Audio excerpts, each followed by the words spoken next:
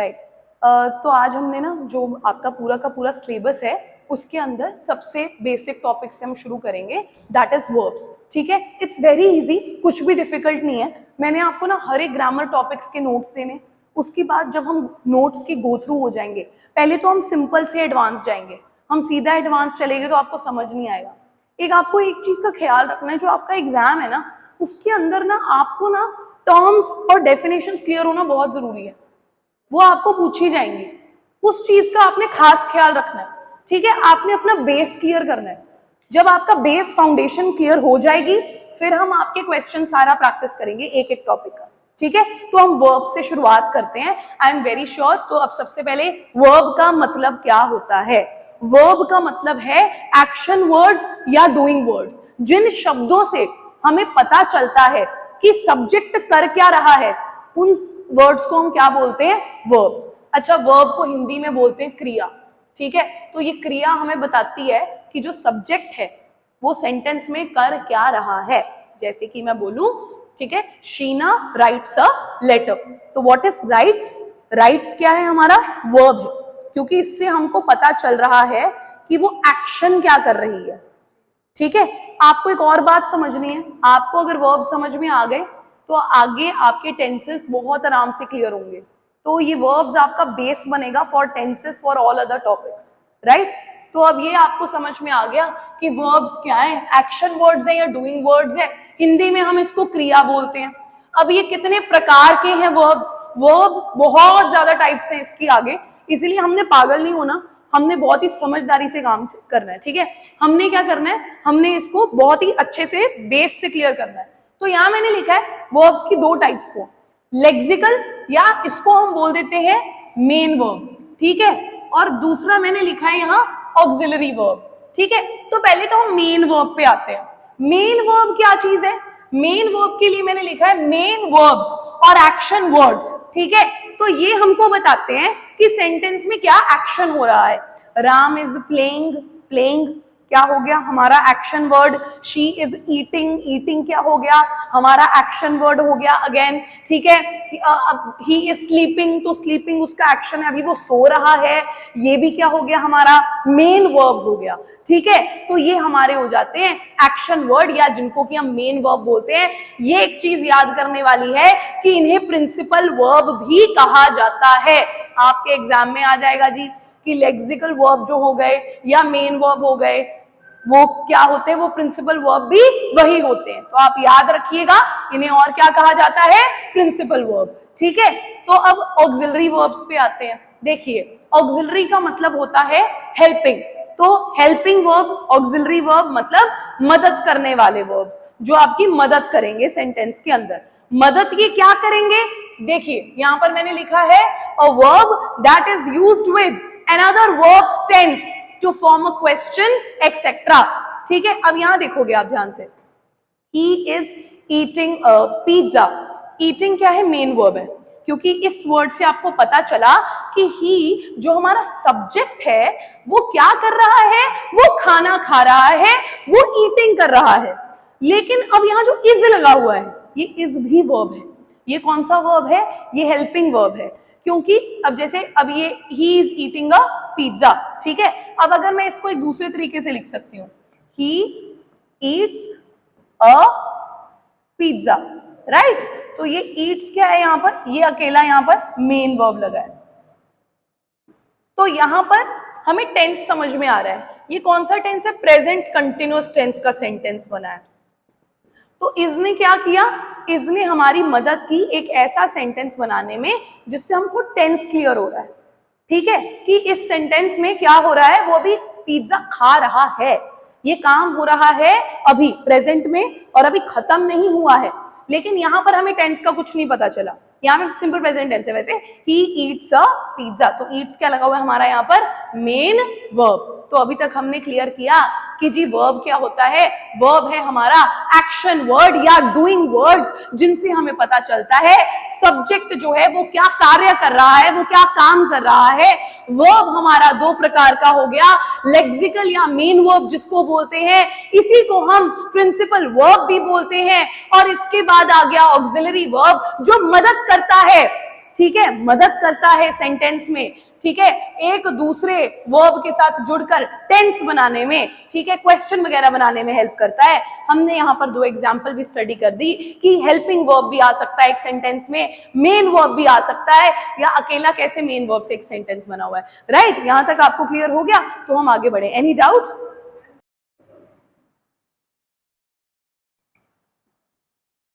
अब ये देखिए यहाँ पर मैंने क्या लिखा है। तो यहाँ मैंने बताया है आपको कि हमने किया था ना अभी पीछे, लेक्सिकल वर्ब किया और लेक्सिकल के साथ ऑक्सिलरी वर्ब्स किए। अब ऑक्सिलरी वर्ब्स की आगे 3 टाइप्स है, प्राइमरी ऑक्सिलरी है, मॉडल ऑक्सिलरी है, मार्जिनल ऑक्सिलरी है। ठीक है, हम पहले प्राइमरी से शुरुआत करते हैं। तो प्राइमरी में हम जब छोटे होते थे ना, हमको स्कूल में क्या सिखाते थे, वर्ब की 3 फॉर्म्स होती हैं। फर्स्ट फॉर्म जिसको कि हम एक बेस फॉर्म भी बोलते थे, है ना, तो जो वर्ब की फर्स्ट फॉर्म होती थी, सेकंड फॉर्म होती थी, थर्ड फॉर्म होती थी। लेकिन हमें ये नहीं पता था कि वर्ब की एक्चुअल में 5 फॉर्म्स होती हैं। तो यहाँ पर है वर्ब की 4th फॉर्म और ये है इसकी 5th फॉर्म। ठीक है, तो अभी पहले आपको ये अंडरस्टैंड करना पड़ेगा कि ये जो प्राइमरी ऑक्सिलरी वर्ब्स होती है ना, ये सेंटेंस के अंदर सब्जेक्ट के अकॉर्डिंग और टेंस के अकॉर्डिंग इसमें चेंज आता है, यानी कि ये चेंज होंगी। जैसे कि अब मैं बोलूं सब्जेक्ट मेरा ही है, तो ही के साथ मैं इज लगा सकती हूँ ना, लेकिन अगर मेरा सब्जेक्ट आई है तो मैं क्या लगा दूंगी, एम। अगर मेरा सब्जेक्ट वी है तो क्या लग जाएगा, आर। तो ये जो हमारी प्राइमरी ऑक्सिलरी वर्ब है, ये हम किसके अकॉर्डिंग सेंटेंस में लगाते हैं, हम लगाते हैं एक तो हमारे सब्जेक्ट के अकॉर्डिंग कि किस व्यक्ति की बात चल रही है, क्या आई की बात चल रही है, ही की चल रही है, वी की चल रही है, बात किसकी चल रही है। ठीक है, और दूसरा इसमें टेंस के अकॉर्डिंग भी बदलाव आएगा। जैसे कि आप देखिए, अगर प्रेजेंट टेंस की बात कर रहे हैं तो हम इज, एम या आर का उपयोग करेंगे। अगर हम पास्ट की बात कर रहे हैं तो हम वॉज या वर का उपयोग करेंगे। ठीक है, इसी तरीके से प्रेजेंट परफेक्ट टेंस की बात चल रही है तो हम हैव लगा देंगे, यदि पास्ट परफेक्ट की चल रही है तो हैड लगा देंगे। तो प्राइमरी ऑक्सिलरी वर्ब्स जो होते हैं, प्राइमरी सबसे बेसिक, ऑक्सिलरी मदद करने वाले जो वर्ब्स होते हैं, वो सेंटेंस के अंदर सब्जेक्ट और टेंस दोनों के अकॉर्डिंग जो है इनमें चेंज आ जाता है। लेकिन मॉडल ऑक्सिलरी वर्ब जो है वो केवल और केवल टेंस के अकॉर्डिंग चेंज होगा, ये सब्जेक्ट के अकॉर्डिंग चेंज होने वाले नहीं है। जैसे कि ही के साथ भी कैन लग सकता है, शी के साथ भी कैन लग सकता है, वी के साथ भी कैन लग सकता है, दे के साथ भी कैन लग सकता है। यानी कि मैंने आपको 4 सब्जेक्ट्स की एग्जांपल दी, लेकिन कैन को चेंज नहीं किया मैंने, मेरा कैन वैसे का वैसे रहा है। ये कब बदलेगा, जब टेंस बदलेगा। जैसे कि अगर मुझे पास्ट टेंस बनाना है तो मैं ही कुड बना दूंगी। ठीक है, अब यहाँ पे हमारे पास जैसे विल है, इसको पास्ट में करना है तो मैं वुड बना दूंगी। तो ये वो शब्द हैं मॉडल ऑक्सिलरी वर्ब्स। एक तो ये हमारे हेल्पिंग वर्ब्स हैं, ये हमारी हेल्प करते हैं, ये हमारे मेन वर्ब्स नहीं है, ये हमारे हेल्पिंग वर्ब्स हैं, ये हमें हेल्प करते हैं। और दूसरी बात जो हमें याद रखनी है वो ये है कि ये जो वर्ब्स हैं ये टेंस के अकॉर्डिंग सेंटेंस के अंदर चेंज होते हैं, सब्जेक्ट के अकॉर्डिंग चेंज नहीं होते हैं। यहां तक क्लियर हुआ? अब हम तीसरी टाइप पे आ जाते हैं, मार्जिनल ऑक्सिलरी वर्ब। ठीक है, अब ये जो है भाई साहब, एक तो ये हमें हेल्पिंग वर्ब की तरह भी सेंटेंस में मदद करेंगे, ये मेन वर्ब की तरह भी यूज हो जाते हैं। ठीक है, तो इसीलिए मैंने यहां पर लिख दिया है हेल्पिंग एंड मेन वर्ब दोनों। अब ये कैसे यूज होता है, जैसे मैंने यहां लिखा है नीड यूज्ड टू डन। ठीक है, तो he used to go to college, ठीक है, या she used to take a walk daily. ठीक है, या मैं बोलूं he need not talk to his father, he need not leave the home. तो ये जो है हमारा हेल्पिंग वर्ब की तरह भी एक्ट करता है, ये कई बार सेंटेंसेस में मेन वर्ब की तरह भी एक्ट करता है। तो अभी हमें यहां से उठाना क्या क्या है, एक बार वो चीज चेक करते हैं। अभी तक हमने क्या सीखा, हमने सीखा कि वर्ब्स की 2 टाइप्स है। कौन सी थी बताइए, लेक्सिकल या जिसका दूसरा नाम था मेन वर्ब, और इसकी दूसरी टाइप हमने क्या सीखी है, ऑक्सिलरी। ठीक है, शाबाश। ऑक्सिलरी की आगे हमने कितनी टाइप सीख ली, 3। प्राइमरी, प्राइमरी किस किस के अकॉर्डिंग चेंज हो जाएगी, सब्जेक्ट और टेंस दोनों। और जो हमारी मॉडल वाली है वो केवल किसके अकॉर्डिंग चेंज होगी, टेंस। अच्छा, अब इधर आ जाते हैं, मार्जिनल ऑक्सिलरी जो है वो किस किस तरीके से एक्ट करती है, हेल्पिंग भी, करेक्ट। अब एक बार यहां तक रीडिंग ली, और आराम से रीडिंग लीजिए। देखिए कोई आपको दिक्कत आ रही है तो मुझसे पूछिए। आपने पहले स्टडी किया होगा ना वर्ब्स पे लास्ट टाइम, अगर आपने प्रेप की थी तो वहां पे भी आपने सेम ऐसे ही पढ़ा था इसको। मैंने तो ओनली वॉइस किए थे, नरेशन किए थे और कुछ टेंस किए थे। ठीक है, वर्ब्स को आपने छेड़ा नहीं था। ठीक है, थोड़ा बहुत ऐसे कि कर लिया कि चलिए ये वर्ब है। अच्छा कोई दिक्कत नहीं है, आप आराम से नोट्स लीजिए। आपको मैंने रोज daily to daily notes provide करने हैं, कोई दिक्कत वाली बात आपको आएगी नहीं।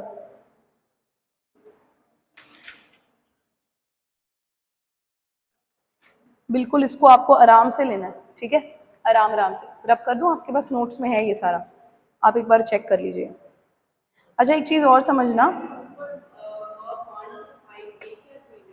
ये देखिए ये मैं आपको समझाती हूँ, जो वर्ब की फोर्थ फॉर्म होती है ना वो आईएनजी ऐड करके बनती है, ठीक है। और ये जो वर्ब की फिफ्थ फॉर्म होती है ना, ये बेसिकली होती है, मेरे को आपको ना ये इसका टॉपिक हम सेपरेट करेंगे। टेंसेस नहीं, ये सब वर्ब्स की फॉर्म्स है जो टेंसेस में इस्तेमाल की जाती है। देखिए आपको ना मैं एक बेसिक चीज समझाती हूँ, जब आप टेंस करोगे ना, टेंस में आपकी कैसी होती है, सब्जेक्ट लगता है, सब्जेक्ट के साथ ना आपको वर्ब लगेगा ही लगेगा, ठीक है, और उसके बाद आपका सेंटेंस में ऑब्जेक्ट आ जाता है। अब जब आप ये जो वर्ब होता है ना हमारा, अब ये चेंज होता रहता है उसमें, आप देखेंगे कभी वर्ब की फर्स्ट फॉर्म लगेगी, कभी सेकंड फॉर्म लगेगी, कभी वर्ब के साथ आईएनजी लग जाएगा, जैसे फोर्थ फॉर्म आ गई। जब कोई काम कंटिन्यूअस नेचर का है तो वर्ब के साथ आईएनजी लग जाता है। तो जब हम आगे के आगे करेंगे ना तब आपको क्लियर होगा कि ये वर्ब की मैम ने 5 फॉर्म्स बताई थी और कहाँ कहाँ ये यूज करते हैं। तो जैसे कि मैम मेड का, सॉरी मेक का मेड, मेड वाली चीज बिल्कुल बिल्कुल बिल्कुल, ये वही वाली चीज है। है। हमने तो 3 तक की है। हाँ, क्योंकि अभी हमने सिर्फ 3 उठाए हैं। अभी हमने पता है कौन सा उठाया है, हमने उठाया है बी, ठीक है।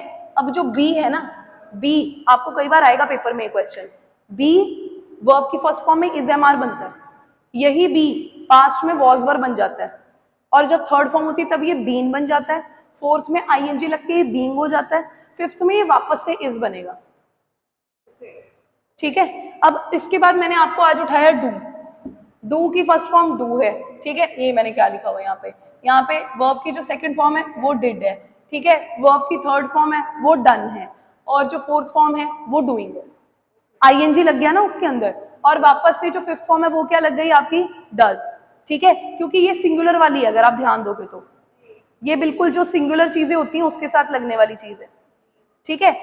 अब आईएनजी वाला है, फोर्थ में आईएनजी वाला है। अब यहाँ पे आ जाइए, फिर मैंने आपको थर्ड जो था वो था अपना हैव था।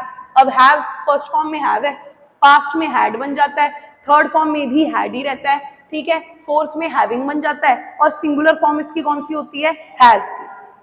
अब हुआ क्लियर आपको थोड़ा सा, ठीक है, अब समझ में आया। और बताइए यहाँ तक। और मैम वन थिंग जो आईएनजी लगा हुआ है उसका क्या काम हो जाता है? मैम प्रेजेंट कंटिन्यूअस टेंस आ जाता है, पास्ट कंटिन्यूअस आ जाता है, और फ्यूचर कंटिन्यूअस। देखिए कंटिन्यूअस का इस्तेमाल कब होता है, जब हमारा कार्य अभी खत्म नहीं हुआ है, जो कार्य हम कर रहे हैं वो चल रहा है। जैसे आप अभी पढ़ रही हैं, आप अभी पढ़ रही हैं, आपकी पढ़ाई अभी खत्म नहीं हुई, आपका लेक्चर इंग्लिश का चल रहा है, तो मैं बोलूंगी you are studying English, ING लग गया ना, स्टडी के साथ आईएनजी लग गया। अब लेकिन अगर मैं प्रेजेंट टेंस की बात कर रही हूँ, you study English, you study English. अब पास्ट में जाना है, यू स्टडीड इंग्लिश, यहां पे आ गया again you had studied English, had आ जाता है, ठीक है। अब वर्ब की फर्स्ट फॉर्म में you have been studying English, और उसके बाद आपका अगर मैं सिंगुलर बात करते हैं तो हम अगेन स्टडी ही लगाएंगे, ठीक है। तो ये आपको थोड़ा सा क्लियर होएगा, जितना प्रैक्टिस करोगे ना उतना ज्यादा होएगा। अब आगे बढ़ सकते हैं, अगर आपको अभी तक सारा कुछ क्लियर हो गया, डाउट वगैरह सब, ठीक है। तो ये जो मैंने आपको अभी कराया था ना, ये मैंने किसकी किसकी, हैड के साथ वर्ब की नहीं। देखिए हैड कब इस्तेमाल होता है ये समझिए, हैड होता है पास्ट परफेक्ट के अंदर, पास्ट परफेक्ट में तो हमारा लगता ही वर्ब की थर्ड फॉर्म है ना, हैड के साथ, ठीक है, चाहे प्रेजेंट परफेक्ट हो, चाहे पास्ट परफेक्ट हो, चाहे फ्यूचर परफेक्ट हो, तीनों में कौन सी वर्ब की फॉर्म लगनी है, ठीक है। अब आगे बढ़ते हैं, डिटेल में पूरा डिटेल में काम चलेगा। यहां तक क्लियर हुआ सब कुछ आपको, क्योंकि ये देखिए आज बेस कर रहे हैं हम, कल ये बहुत मुश्किल हो जाएगा, फिर ऐसे ही क्लियर करते रहिए, आप डाउट्स पूछिए पूरे अपने, ठीक है जी। और V5 अगेन आपका सिंगुलर में देखिए मैंने लिखा हुआ है, बेस फॉर्म वापस आ जाती है, लेकिन इसमें केवल और केवल हम क्या यूज करते हैं, सिंगुलर वाले।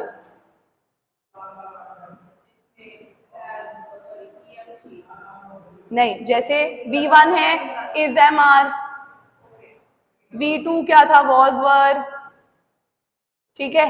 फिर इधर आते ही वो ING ऐड हो जाएगा, सॉरी इधर भी आपका यही आएगा, ठीक है। उसके बाद आपका आ जाएगा ING, उसके बाद फिर से दोबारा इज आ जाएगा, ठीक है। बीन आ जाएगा इधर, वॉज वर के बाद बीन है और फिर बीइंग है, और अंत में आपके पास क्या आ जाएगा यहाँ पर, इज, क्योंकि वो सिंगुलर है।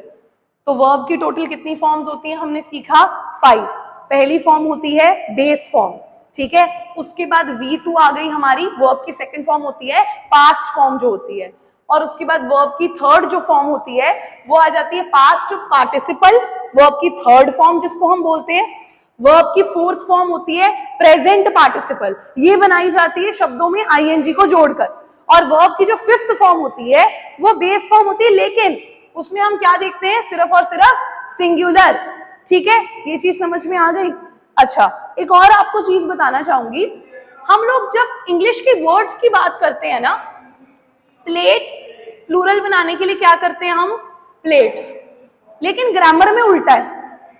ग्रामर में उल्टा है, ग्रामर में अगर मेरे को सिंगुलर बनाना है ना, मैं उसमें एस लगा देती हूँ, और जो प्लूरल होता है ना वो मैं बिना एस के करती हूँ, ठीक है। जैसे कि सिंगुलर डज है और प्लूरल डू है। कैसे, we do not eat pizza, हम पिज्जा नहीं खाते हैं। लेकिन यही बात अगर मुझे एक सिंगुलर पर्सन के लिए कहनी हो, he does not eat pizza, he do not नहीं, ही के साथ क्या आएगा, डज। ग्रामर में क्या चलना है, उल्टा चलना है। ग्रामर में जो हमारा सिंगुलर चीज होती है एस या ES उसके साथ लग जाता है, और प्लूरल वाली चीज के साथ कुछ नहीं लगता, ठीक है। यहां तक क्लियर हो गया आपको, राइट, ठीक है। ये भी आप नोट कर लीजिए।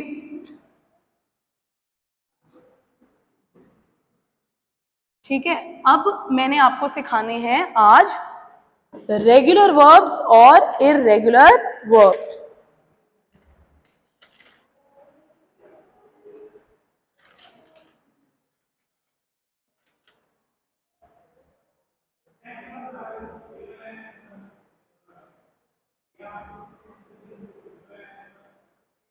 ठीक है, तो रेगुलर वर्ब्स और इररेगुलर वर्ब्स को देख लेते हैं अब एक बार।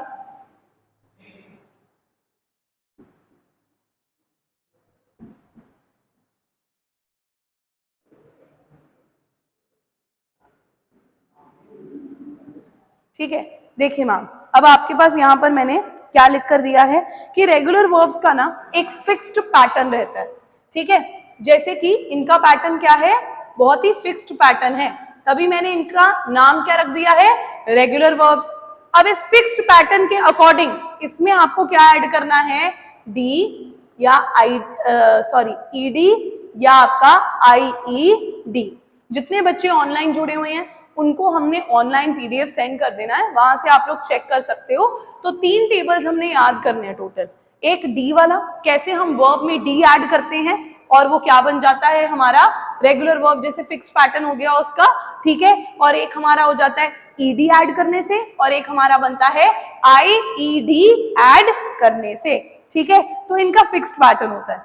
वहीं पर अगर हम लोग इररेगुलर वर्ब्स को देखें तो इनका कोई भी फिक्स्ड पैटर्न नहीं होता, नो फिक्स्ड पैटर्न, ओके।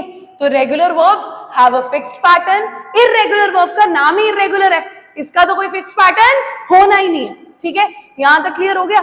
तो अब आगे देखते हैं, अब आगे हमने क्या याद करना है, ग्रुप 1, ग्रुप 2, ग्रुप 3, इसमें मैंने 3 ग्रुप्स बना दिए हैं, ठीक है। ग्रुप 1 के अंदर आपको डी ऐड करके बन जाएगा, जैसे कि कोई एग्जांपल बोलिए, ग्रुप 1 में क्या लिखी हुई है मैम बताइए, लाइक में डी ऐड कर दिया, क्या बन गया, लाइक्ड, ठीक है। अब ऐसे ही एक ग्रुप 2 है हमारे पास, ग्रुप 2 में हमने क्या ऐड करना है, ED, यहां से कोई वर्ड उठाइए, ठीक है। अब जैसे सॉरी ब्लेम, प्ले, अब प्ले ED ऐड कर दिया, क्या बन गया, प्लेड। अब ग्रुप 3 में हम ऐड करेंगे IED, यहां कोई एग्जाम्पल दीजिए।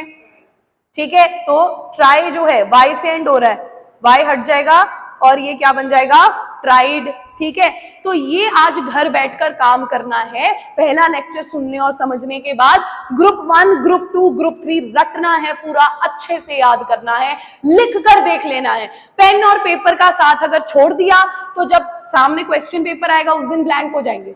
तो उससे बेटर है जितना जितना लेक्चर में पढ़ते हो घर जाकर एक बार फिर दोबारा कॉपी खोल के वो सारा रिवाइज करना है, याद करके लिखना है। तो ये टेबल 3 आज पहला होमवर्क हो गया। अब आते हैं इर्रेगुलर वर्ब्स की तरफ। अब काम थोड़ा मुश्किल होने वाला है। ठीक है, अब इर्रेगुलर वर्ब्स में हमने क्या देखना है, यहां पर 4 ग्रुप्स बनेंगे, 4। ठीक है, ग्रुप 1 होता है all 3 forms of verb are same. ठीक है, तीनों फॉर्म्स वर्ब की क्या है, सेम है। Put put put, cut cut cut. ठीक है, तो यहां पर क्या बोला मैंने बोला एक वर्ड है पुट, वर्ब की फर्स्ट फॉर्म लगा लो, सेकंड फॉर्म लगा लो, थर्ड फॉर्म लगा लो, तीनों में वो वर्ड क्या रहेगा, पुट। फिर दूसरा वर्ड है कट, कट का भी यही सीन है, पुट कट कट कट। तो तीनों फॉर्म्स जो है वर्ब की वो सेम रहेंगी। ऐसा तो नहीं हुआ पुट पुटेड पुटेड, कुछ नहीं बना ऐसा, कट कटेड कटेड, ऐसा कुछ नहीं बना, put put put, cut cut cut. तो ये हो गया हमारा ग्रुप नंबर 1 जिसमें सारे के सारे वर्ब्स जो है वो सेम रहते हैं।